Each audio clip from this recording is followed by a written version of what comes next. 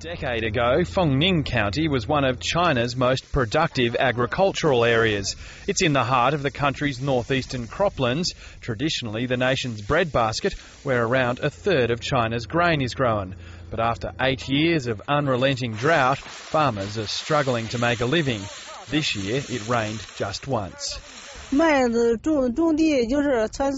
I planted wheat, but it didn't rain when the wheat needed to tassel. It was dry, so it didn't work out. I put in fertilisers, but because it didn't rain, my corn didn't grow well either.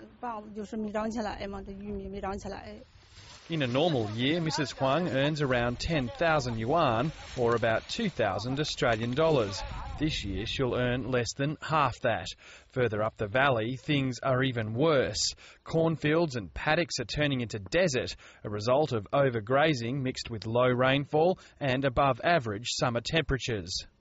The scary thing about these sand dunes isn't that they're covering what was once agricultural land, it's that Beijing's just a couple of 100 kilometres from here and the sand's getting closer every year. This former farmer now makes his living collecting firewood from the valley's all but extinct forests. When I was young, there were trees here everywhere. Now they're all gone. Because there are no plants or grass, when it rains, it's like pouring the water on the ground directly. There is no way to hold it, so it floods. This village of 100 or so is in the path of the advancing dunes. The village's animals don't graze in the fields anymore. They're fed on dry stalks from this year's failed corn crop. At the village well, the bucket now descends 60 metres before it hits water. The villagers feel powerless to do anything about their fate.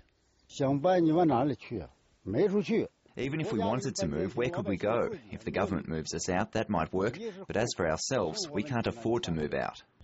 A recent report for the Chinese government suggests drought losses in China's northeast could total as much as $5 billion by 2030, driving thousands of farmers off the land.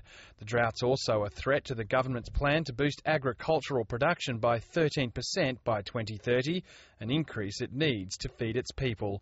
Tom Iggleton, ABC News, Fengning County, northeast China.